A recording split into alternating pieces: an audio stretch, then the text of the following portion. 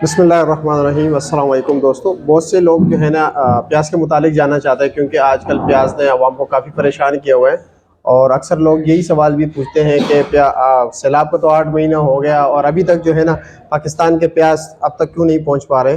तो इस वक्त हमारे साथ आजी नियाज साहब हैं।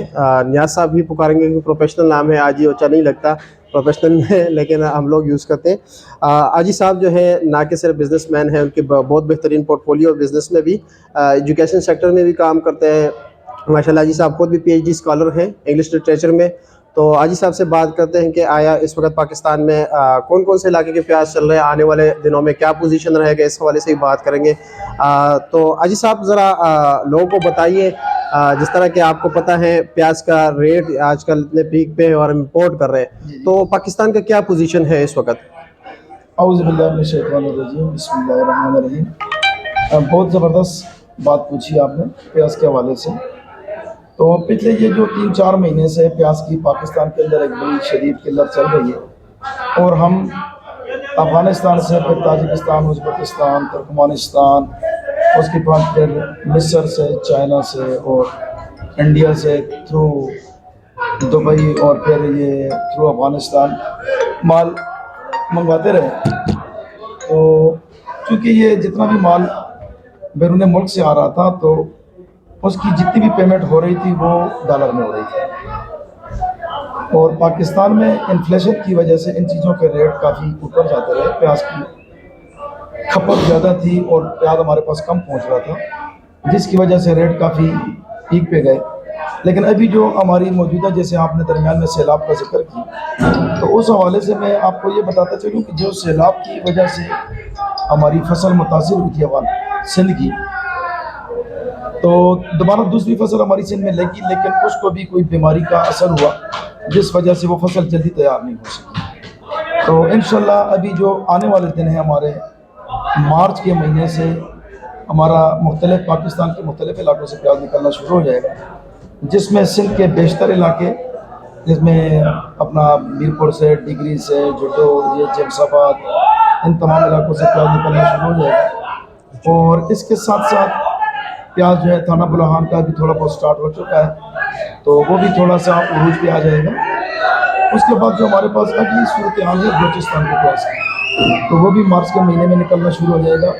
तो उम्मीद करते हैं अल्लाह से कि मार्च के महीने में हमारी प्याज की जो ज़रूरत है वो हमारे अपने अंदरून मुल्क जो पैदावार है वो काफ़ी हद तक पूरी करेगा इंशाल्लाह। और इस दौरान जो एक्सपोर्ट है वो भी कम होती जाएगी दिन ब दिन, क्योंकि ये माल जो एक्सपोर्ट हो रहे हैं, ये इम्पोर्ट हो रहे हैं, सॉरी, जो हमारे माल इम्पोर्ट हो रहे हैं, जी। तो ये भी कम होते जाएंगे, क्योंकि हमारी अपनी ज़रूरत, हमारा अपना जो मुल्क की फसल है वो पूरी करना शुरू कर देगी। जी। और फिर आगे जो ये टाइम आगे चलता जाएगा, तो अप्रैल के महीने में हमारे पास पंजाब से मुख्तलिफ इलाकों के प्याज शुरू हो जाएंगे, साथ ही केपी के भी, जिसमें हाइब्रिड प्याज जो है वो जल्दी तैयार हो जाता है, तो ये सारे प्याज तैयार होना शुरू हो जाएंगे इंशाल्लाह। तो इंशाल्लाह अप्रैल के महीने में तो हमारे पास वाफर मिकदार में प्याज मौजूद होगा इंशाल्लाह। मार्च के महीने भी हमारे पास इतना प्याज होगा कि हमारी अपनी जो मुल्क की ज़रूरत है वो इंशाल्लाह पूरी इंशाल्लाह।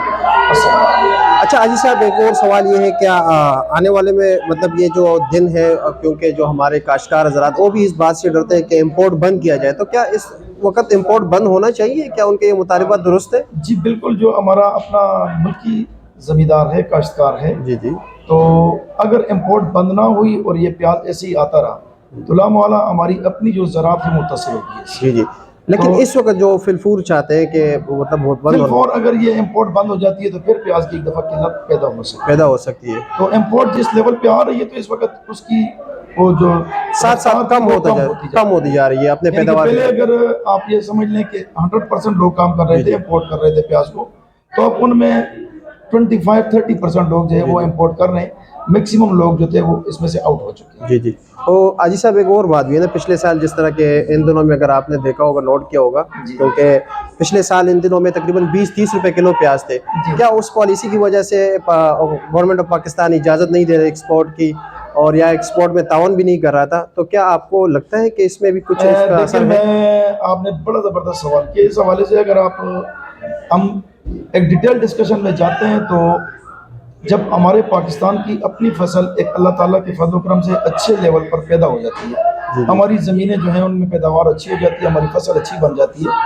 تو اس میں جو ہمارے حکومتی حکمران ہیں یا جو جتنے بھی لوگ ہیں امپورٹ ایکسپورٹ سے وابستہ لوگ ہوتے ہیں, تو اسپیشلی حکومتی سطح پر اس چیز پہ توجہ دینی چاہیے کہ جو ہماری ملک کی پیداوار ہے اگر وہ زیادہ ہے اور ادھر کاشتکار کو وہ پورا ریٹ نہیں مل رہا, اور بجائے اس کے کہ وہ 2 روپے کمائیں اور ان کا چولہا جلے, تو وہ الٹا جو ہے جو اخراجات ان کے ہو چکے ہوتے ہیں وہ اخراجات بھی پورے نہیں ہو رہے ہوتے.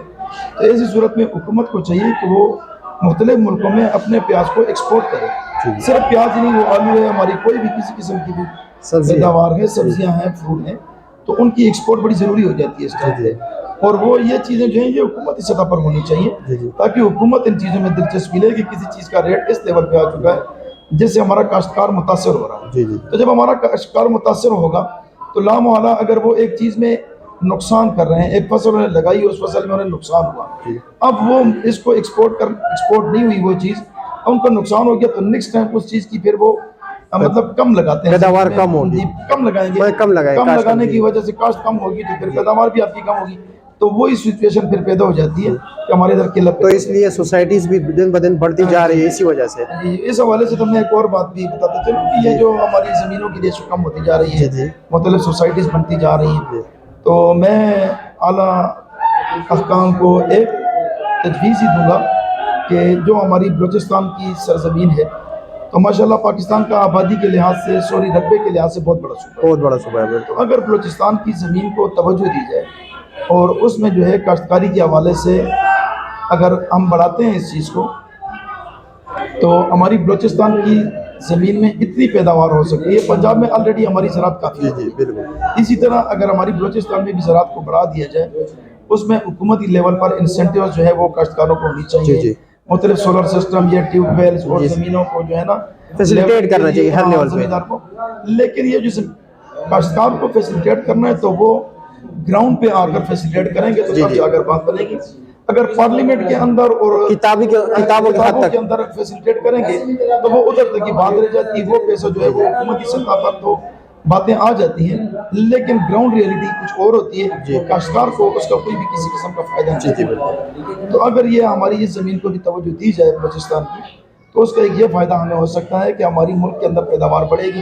جب ہماری پیداوار بڑھے گی تو لامحالہ ہم اس قابل ہوں گے کہ ہم چیزوں کو ایکسپورٹ کریں گے. ہماری جو ہے نا مطلب سبزیاں, ہمارے فروٹ, پھل, یہ چیزیں جب ایکسپورٹ ہوں گی تو باہر زر مبادلہ آئے گا, ڈالر ملک کے اندر آئے گا, تو ہماری اکانومی جو ہے اس سے بہتر ہو سکتی ہے. اور ہم ویسے بھی خود کو بیسیکلی ایگریکلچر کنٹری کہتے ہیں. بالکل. ہم خود کو کہلواتے تو ہیں کہ ہم ایگریکلچرل کنٹری ہیں, لیکن ہماری ایگریکلچر کے اوپر کتنی ریسرچ ہے, اس کے اوپر کتنا کام ہو رہا ہے, ہم اس کو کتنا سپورٹ کر رہے ہیں, ہم اپنی ایگریکلچر کو کتنے امپروو کرنے کی کوشش کر رہے ہیں, ہم کتنے باغات لگا رہے ہیں, کتنے قسم کے پھل اور فروٹ پیدا کرنے کے چکر میں. تو یہ چیزیں ہم اگر ان چیزوں کو تھوڑا سا جا کر گراؤنڈ ریئلٹی پہ آتے ہیں تو میں یہ سمجھتا ہوں کہ بالکل حکومتی سطح پہ اس چیز کو زیرو جو ہے نا زیرو ریٹنگ میں دوں گا. تو اگر ہم چاہتے ہیں کہ ہماری ملک کی معیشت بہتر ہو, زر مبادلہ اندر آئے, تو زر مبادلہ کے اندر آنے کے لیے ہمیں ان چیزوں کو توجہ دینی ہوگی. اور قدرتی طور پہ یہ جو خطہ ہے پاکستان, اس کی زمین میں اللہ رب العزت نے بڑی زرخیزی رکھی, تو اس میں ہر قسم کی چیز کی پیداوار جو ہے نا آپ کے لیے ممکن ہے. تو نئی ریسرچ, نئی فصلیں, نئے بیج, یہ جو ہے نا اگر زمیندار کو, کاشتکار کو پرووائڈ کیے جائیں. اور ایک کاشتکار کے لیے جو بیسک اور بنیادی ایک اور چیز ہے کہ ان کو اویئرنیس پروگرام ہو جائے. یہ جو ہمارے کاشتکار ہیں ان کے لیے, جب کاشتکار اویئر ہوگا مختلف قسم کی نئی چیزوں سے, نئے بیجوں کے ساتھ, نئی فصل کے ساتھ, تو وہ اس طریقے سے مطلب یہ ہو سکتا ہے کہ ہمارا کاشتکار جب اویئر ہوگا تو ہمارے ملک کے اندر جو ہے نا سبزیوں کی, پھلوں کی جو ہے نا پیداوار بڑھے گی. جب یہ پیداوار بڑھے گی تو آٹومیٹکلی ہماری ایکسپورٹ بڑھے گی. ہم اس پوزیشن سے نکل آئیں گے کہ ہم بیرون ملک سے جو ہے نا مختلف قسم کی چیزیں منگوائیں. تو اس حوالے سے میں ایک اور بھی چھوٹی سی بات عرض کرنا چاہوں گا, اعلیٰ احکامات تک پہنچانا چاہوں گا. بالکل. کہ دیکھیں جو ایڈوانس کنٹریز ہیں ان میں جب کسی قسم کی بھی کوئی اس طرح کی غیر یقینی صورتحال پیدا ہوتی ہے, جیسے کہ ابھی یہ شام میں اور ترکی میں زلزلہ ہوا, تو ایسے یہ جو فلڈ تھا پاکستان کے اندر, یہ بھی ایک اتنی سنگین صورتحال تھی. تو میں اعلیٰ حکمران سے اتنا ہی ایک چھوٹا سا سوال کروں گا کہ جب فلڈ آیا تو کیا جو ہمارے مختلف وزراء ہیں، مختلف جگہوں پر بیٹھے ہیں، ہمارے سیکٹری لیول کے لوگ ہیں، ہمارے وزیر ہیں، ہمارے وزیروں کے مشیر ہیں، یہ لوگ اس وقت کہاں تھے؟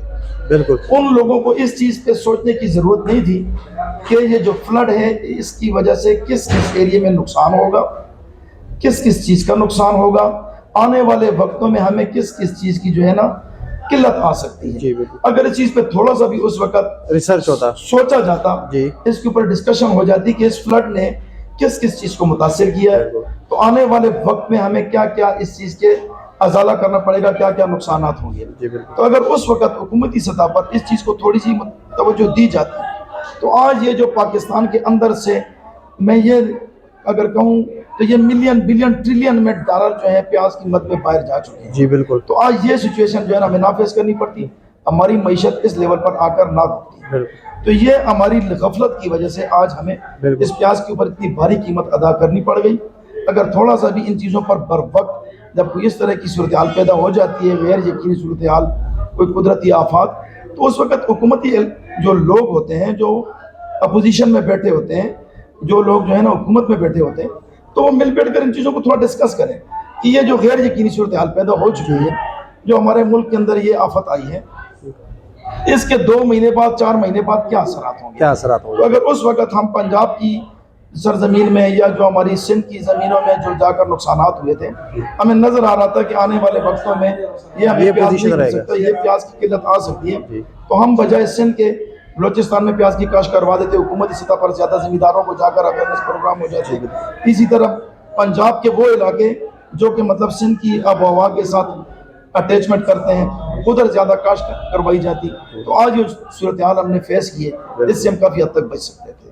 بہت شکریہ حاجی صاحب آپ کے وقت تھینک یو دینے سو کا۔ مچ، آپ نے آ کر ہمیں پیاز کے حوالے سے پوچھا ہم سے، بہت تو ہمیں شکریہ۔ بہت اچھا لگا کیونکہ میں 2000 سے اس فیلڈ سے وابستہ ہوں، جی جی، تو جب پیاز کے بارے میں ہمارے ساتھ کوئی ڈسکشن کرتا ہے تو ہمیں بہت اچھا لگتا ہے۔ بہت شکریہ حاجی تھینک یو صاحب، سو مچ، بہت شکریہ۔ السلام علیکم۔